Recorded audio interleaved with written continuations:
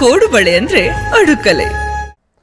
ಮತ್ತೊಂದು ಕಡೆ ವಿಚಾರ ಏನು ಅಂತಂದ್ರೆ, ಹೌದು, ರಾಜ್ಯದ ಕೆಲ ಭಾಗದಲ್ಲಿ ಬಹಳ ಮಳೆ ಆಗ್ತಾ ಇರ್ಬೋದು, ಆದರೆ ಬಹುತೇಕ ಭಾಗಗಳಲ್ಲಿ ಅಥವಾ ಬಹುತೇಕ ಜಿಲ್ಲೆಗಳಲ್ಲಿ ಬರ ಅನ್ನುವಂಥದ್ದು ಆವರಿಸಿದೆ. ಈಗ ಸಚಿವಗಿರಿ ಅಂತೂ ಕೊಟ್ಟಾಗಿದೆ ಅಥವಾ ಸಚಿವ ಸ್ಥಾನ ಸಿಕ್ಕಾಗಿದೆ. ಈಗಲಾದರೂ ಹೋಗಿ ಸ್ವಾಮಿ, ನಿಮ್ಮ ಡಿಸ್ಟ್ರಿಕ್ಟ್ ಅಲ್ಲಿ ಅಧಿಕಾರಿಗಳು ಕೆಲಸ ಮಾಡ್ತಾ ಇದ್ದಾರಾ, ಜನರ ಬವಣೆ ಏನು, ಹೋಗಿ ತಿಳ್ಕೊಳ್ಳಿ ಅಲ್ಲ ಅದನ್ನ.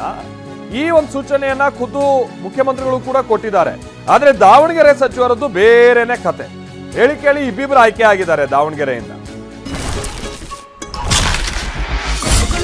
ಸಾಂಪ್ರದಾಯಿಕ ರೆಸಿಪಿ, ಮತ್ತಷ್ಟು ಬೇಕೆನಿಸುವ ರುಚಿ. ಕೋಡುಬಳೆ ಅಂದ್ರೆ ಅಡುಕಲೆ. ಆದ್ರೆ ಇಬ್ರು ಕೂಡ ಬೆಂಗಳೂರಿನಲ್ಲೇ ಠಿಕಾಣಿ ಹೂಡಿದ್ದಾರೆ. ಸಚಿವರಾಗಿ ಪ್ರಮಾಣ ವಚನ ಸ್ವೀಕರಿಸಿದ್ದಾರೆ. ಇನ್ನೇನ್ ಸಮಸ್ಯೆ?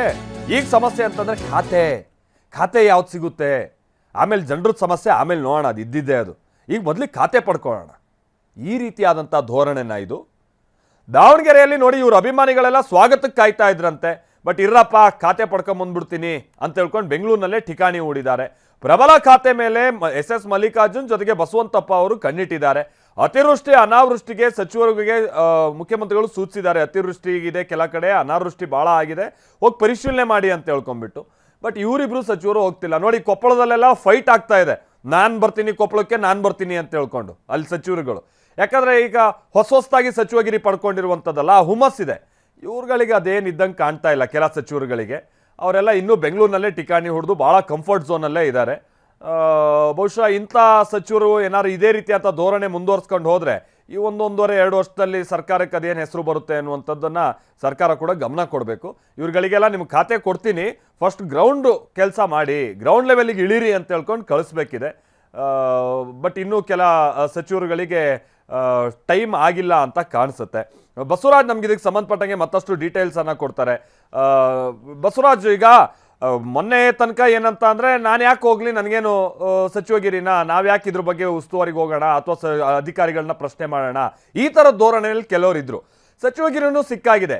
ಈಗ ಏನು ಸಮಸ್ಯೆ? ದಾವಣಗೆರೆಯಲ್ಲಿ ಇರುವಂಥ ಸಮಸ್ಯೆ, ಇವರು ವರ್ತಿಸ್ತಾ ಇರುವಂಥ ರೀತಿ ಹೇಗೆ ಅಜಗಜಾಂತರ ವ್ಯತ್ಯಾಸ ಕಂಡು ಬರ್ತಾ ಇದೆ ಬಸವರಾಜ್? ಮಾದೇಶ್, ನೀವು ಹೇಳಿದಂತೆ ದಾವಣಗೆರೆ ಜಿಲ್ಲೆಯಲ್ಲಿ ಏನು ಸಚಿವ ಸ್ಥಾನಕ್ಕಾಗಿ ಪೈಪೋಟಿ ನಡೆದಿತ್ತು. ಈಗ ಏನು ಯಾವುದೇ ಜಿಲ್ಲೆಗೆ ಸಿಗದಂತ ಸುಮಾರು 2 ಸಚಿವರ ಸ್ಥಾನ ದಾವಣಗೆರೆಗೆ ಸಿಕ್ಕಿರ್ತಕ್ಕಂಥದ್ದು. ಈಗಾಗಲೇ ಏನು ಮುಖ್ಯಮಂತ್ರಿಗಳು ಒಂದು ಉಸ್ತುವಾರಿಯನ್ನು ಮಾಡಿರ್ತಕ್ಕಂಥ ಉಸ್ತುವಾರಿ ಬಹುತೇಕವಾಗಿ ಎಲ್ಲ ಸಚಿವರು ಆಯಾ ಜಿಲ್ಲೆಗಳಿಗೆ ಹೋಗಿ ಏನು ರೈತರ ಜಮೀನುಗಳಿಗೆ ಭೇಟಿ ನೀಡಿ ಬರ ಪರಿಶೀಲನೆ ಮಾಡ್ತಾ ಇರ್ತಾರೆ. ಆದ್ರೆ ಈ ಕಡೆ ದಾವಣಗೆರೆ ಕಡೆ ಮಾತ್ರ ಇಬ್ಬರು ಸಚಿವರು ದಾವಣಗೆರೆ ಕಡೆ ಸುಳಿತಾ ಇಲ್ಲ. ಇದಕ್ಕೆ ಕಾರಣ ಅಂದ್ರೆ ಕೇವಲ ಒಂದು 28-30% ಮಾತ್ರ ಬಿತ್ತನೆ ಆಗಿರ್ತಕ್ಕಂಥದ್ದು. ಬಹುತೇಕ ಕುಡಿಯುವ ನೀರಿನ ಸಮಸ್ಯೆ ಕೂಡ ಉಂಟಾಗಿರ್ತಕ್ಕಂಥ ಸಾಧ್ಯತೆಗಳು ಇರ್ತಕ್ಕಂಥದ್ದು. ವಿಶೇಷವಾಗಿ ಬರದಿಂದ ಜನ ಏನು ಬರ ಘೋಷಣೆ ಮಾಡಿ ಅಂತಕ್ಕಂಥ ಒಂದು ಆಗ್ರಹವನ್ನು ಜನ ಮಾಡ್ತಾ ಇದ್ದಾರೆ. ಆದ್ರೆ ಈ ಸಚಿವರು ಮಾತ್ರ ಬೆಂಗಳೂರಿನಲ್ಲಿ ಠಿಕಾಣಿ ಹೂಡಿರ್ತಕ್ಕಂಥದ್ದು ಒಂದು ರೀತಿ ದುರ್ದೈವ ಸಂಗತಿ ಅಂತ ಹೇಳ್ಬೋದು. ಸಚಿವ ಸ್ಥಾನ ಸಿಕ್ಕ ಬಳಿಕ ಕೂಡ ಇವರು ಜಿಲ್ಲೆಗಳಿಗೆ ಬಂದು ಜನರ ಸಮಸ್ಯೆಗಳನ್ನ ಆಲಿಸುವಂತ ಒಂದು ಸೌಜನ್ಯ ಕೂಡ ತೋರ್ತಾ ಇಲ್ಲ. ಹೀಗಾಗಿ ಅವರ ಅಭಿಮಾನಿಗಳು ಕೂಡ ಅವ್ರು ಸ್ವಾಗತ ಮಾಡ್ಲಿಕ್ಕೆ ಕಾಯ್ತಾ ಇದ್ದಾರೆ. ಅದಕ್ಕೂ ಕೂಡ ಇವರು ಬರ್ಲಿಕ್ಕೆ ರೆಡಿ ಇಲ್ಲ. ಇಂದು ಬರ್ತಾರೆ, ನಾಳೆ ಬರ್ತಾರೆ ಅಂತಕ್ಕಂಥ ವಾದಗಳನ್ನು ಮಾಡ್ತಾ ಇದ್ದಾರೆ.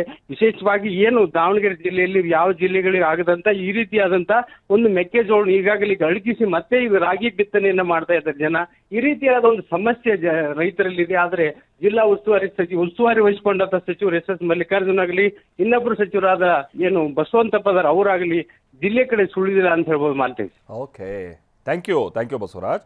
ನೋಡೋಣ, ಈ ವರದಿ ನೋಡಿದಂಥ ನಂತರದಲ್ಲಾದರೂ ಇವ್ರುಗಳು ದಾವಣಗೆರೆ ಕಡೆಗೆ ಸ್ವಲ್ಪ ಮುಖ ಮಾಡ್ತಾರಾ ಅಂತ ಹೇಳ್ಕೊಂಡು. ಯಾಕಂದ್ರೆ ನಾನು ಸ್ವಲ್ಪ ಹೊತ್ತಿನ ಮುಂಚೆ ಹೇಳ್ತಾ ಇದ್ದೆ ನೋಡಿ, ಕೆಲ ಜಿಲ್ಲೆಗಳಲ್ಲಿ ಆಯಾ ಉಸ್ತುವಾರಿ ಪಟ್ಟಕ್ಕಾಗಿ ಅವರು ಕಿತ್ತಾಟ ನಡೀತಾ ಇದೆ. ತಾನ್ ಮುಂದು ಅಂತ ಅಧಿಕಾರಿಗಳ ಜೊತೆಗೆ ಸಭೆ ನಡೆಸ್ತಾ ಇದ್ದಾರೆ. ಇವ್ರಿಗೇನು ಸಮಸ್ಯೆ ಹೋಗಿ ಸಮಸ್ಯೆ ಕೇಳೋದಕ್ಕೆ? ಕೋಡುಬಳೆ ಅಂದ್ರೆ ಅಡುಕಲೆ.